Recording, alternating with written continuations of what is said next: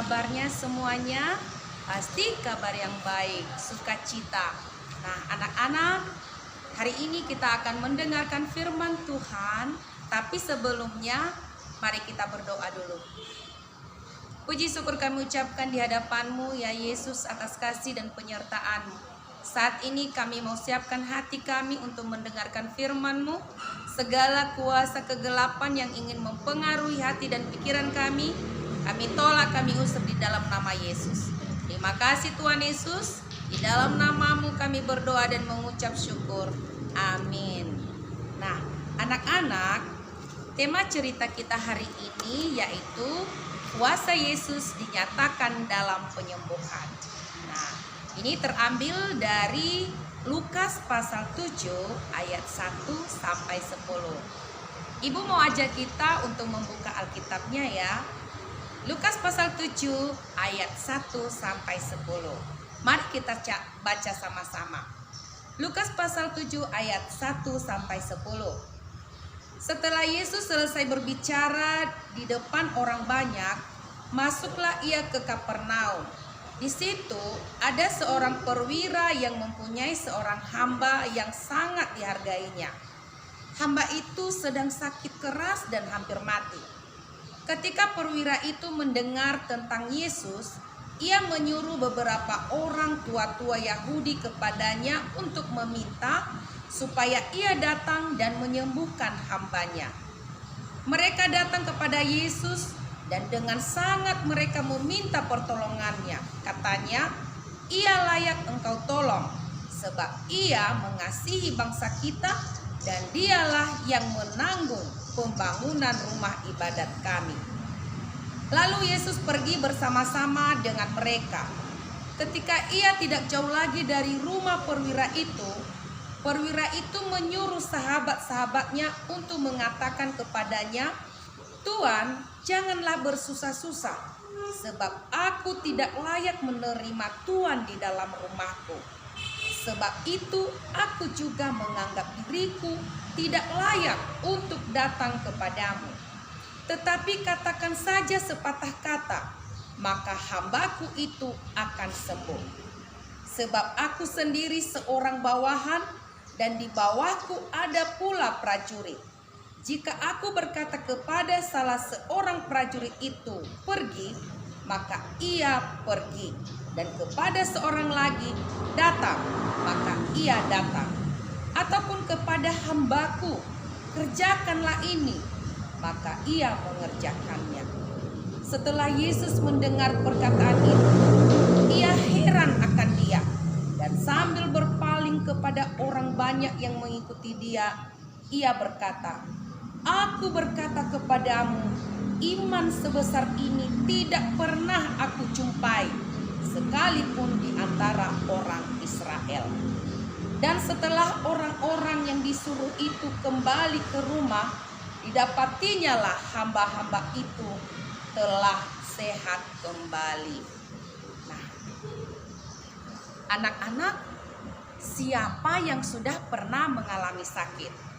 Sakit demam, sakit batuk, atau sakit flu, atau sakit yang lain. Semua pasti kita sudah pernah mengalami yang namanya sakit. Nah, anak-anak, cerita hari ini yaitu seorang perwira. Perwira ini adalah orang Romawi. Kita tahu bahwa orang Romawi dengan kita orang Kristen sangat berbeda kepercayaannya. Orang Romawi mereka menyembah berhala. Nah, anak-anak, perwira Romawi ini memiliki seorang hamba yang dihargainya. Dan hambanya ini mengalami sakit keras, bahkan mau mati. Nah, karena hambanya mengalami sakit keras, perwira ini mendengar juga bahwa Yesus sudah masuk di Kapernaum. Lalu dia memanggil tua-tua Yahudi untuk pergi kepada Yesus supaya Yesus mau menolong hambanya yang sakit ini supaya disembuhkan. Lalu anak-anak, tua-tua Yahudi itu pergi mencari Yesus. Dan tua-tua Yahudi ini, mereka menemukan Yesus di suatu tempat. Lalu mereka memohon dan meminta agar Yesus menyembuhkan hamba perwira ini. Dan utusan perwira ini lagi berkata kepada Yesus, "Ia layak engkau tolong, sebab ia mengasihi bangsa kita dan menanggung pembangunan tempat ibadah kami." Mendengar ini anak-anak, Tuhan Yesus lalu bersama dengan utusan perwira tadi pergi ke rumah hamba yang sakit itu. Tetapi sebelum sampai di rumah perwira itu anak-anak, perwira tadi kembali mengutus sahabat-sahabatnya untuk pergi kepada Yesus. Lalu sahabat-sahabatnya itu membawa pesan perwira itu. Apa pesan perwira itu kepada Yesus? Perwira itu mengatakan, "Tuan, tidak usah bersusah-susah. Saya tidak layak menerima Tuan masuk di dalam rumahku. Dan saya juga menganggap diri saya tidak layak bertemu dengan Tuan. Katakan saja sepatah kata agar hamba itu sembuh, maka hamba itu juga akan sembuh." Lagi perwira itu berkata, "Anak-anak, saya memiliki atasan dan saya juga memiliki bawahan, yaitu prajurit-prajurit. Kalau saya mengatakan kepada salah seorang prajurit pergi, maka prajurit itu akan pergi. Dan jika lagi kepada yang lain saya katakan datang, maka prajurit itu pun akan datang. Atau kepada hamba saya, kerjakan ini, maka hamba itu akan mengerjakannya." Lalu anak-anak, setelah mendengar itu, Tuhan Yesus menjadi heran. Dan ia berpaling melihat orang banyak yang mengikutinya. Apa kata Tuhan Yesus kepada orang banyak itu? Ia berkata, "Iman sebesar ini tidak pernah aku jumpai sekalipun di antara orang Israel." Nah, anak-anak, apa pesan firman Tuhan dari yang kita dengarkan saat ini? Yaitu pertama, bahwa Tuhan Yesus memiliki kuasa yang luar biasa. Kuasa Tuhan Yesus mampu memulihkan, mampu menyembuhkan berbagai penyakit. Untuk itu anak-anak, janganlah pernah ragu, jangan takut datang kepada Tuhan Yesus. Bagaimana kita datang kepada Tuhan Yesus? Datanglah melalui doa. Ingat, doa adalah napas kehidupan orang Kristen. Lalu bagaimana cara kita berdoa? Apakah seperti orang Farisi yang berdoa di pinggir jalan dengan berteriak-teriak? Tidak anak-anak, Tuhan Yesus tidak ingin seperti itu. Tapi Tuhan Yesus mau kalau kita berdoa, berdoalah di tempat yang tenang, sunyi, tersembunyi, dan berdoalah dengan sungguh-sungguh dari hati yang tulus. Utarakan segalanya kepada Tuhan. Kalau kita dalam keadaan sakit, mintalah penyembuhan. Kalau kita dalam penderitaan, dalam masalah sekalipun, datang di dalam doa kepada Yesus. Dan anak-anak ibu yang terkasih, bukan hanya dalam sakit, bukan hanya dalam penderitaan, suka pun Tuhan mau supaya kita datang kepadanya lewat doa. Kedua, tadi kita lihat bahwa perwira tadi memohon kepada Tuhan dengan kerendahan hati. Dia rendah hati, bahkan dia mengatakan, saya tidak layak menerima Tuhan di rumahku. Saya tidak layak berjumpa dengan Tuhan. Jadi perwira ini menyadari anak-anak bahwa dia adalah orang berdosa. Dia merasa tidak layak bertemu dengan Yesus yang mulia. Anak-anak, Tuhan Yesus tidak melarang setiap kita yang datang kepadanya.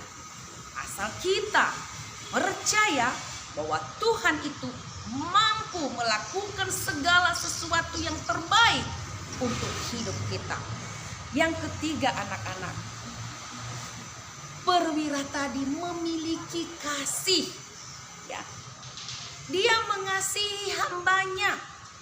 Dia mencari bagaimana cara untuk menyembuhkan hambanya yang sakit. Jadi dia tidak pilih-pilih anak-anak. Dia tidak membedakan antara hamba dengan Tuhan.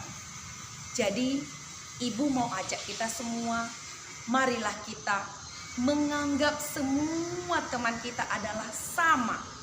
Ya, karena di mata Tuhan miskin dan kaya itu adalah sama semua.